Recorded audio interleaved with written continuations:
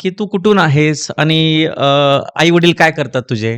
मी तर मूळ नाशिकचा आहे आणि माझं जे शालेय शिक्षण आहे, नाशिकमध्येच झालेलं आहे बरं. आणि माझी शाळा ही माझ्या घरापासून जवळच होती. ओके, जवळच माझं होती. शालेय शिक्षण तिथेच झालं. 2015 ला मी 10वी पास झालो. हं, हं. त्याच्यानंतर मग काय करावं, काही नाही. थोडंसं घरी रिअल इस्टेटचा बॅकग्राऊंड असल्यामुळे बरं. कन्स्ट्रक्शन साइड मी ठरवली आणि ओके, त्याच्यामुळे ओके, मग ओके. सिव्हिल इंजिनिअरिंगकडे माझा कल होता आणि बरं, बरं. माझ्यासोबतचे मित्रमंडळी त्यांच्याही सल्ल्यानुसार मी सिव्हिल इंजिनिअरिंगकडे वळालो.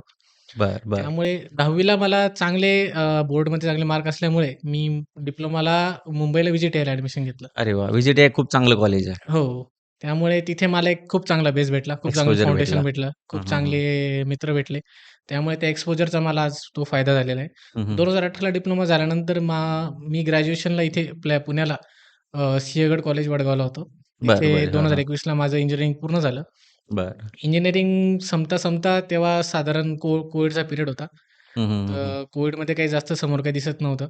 प्रायव्हेटमध्ये जॉब करणं तर सिव्हिलमध्ये काही खरं नाही किंवा खरं नाही. हो, ते तर आहे. त्या खरंच आहे. थोडंसं अवघड आहे इंडस्ट्री अवघड प्रायव्हेटची. आहे. हो, हो, हो, हो. त्यामुळे मग मी ठरवलं, की एकतर आपण बिझनेस साइडला किंवा आपल्या कॉम्पिटिटिव्ह गव्हर्नमेंटचं एक्झामकडे. कॉम्पिटिटिव्ह एक्झाम साइडला जायचं. हं, बिझनेस हं. साइडला पण खूप अडचणी होत्या कोविडमुळे. सगळी शांतता होती मार्केटमध्ये. त्यामुळे मी ठरवलं, की आपण कॉम्पिटिटिव्हचा अभ्यास चालू करू.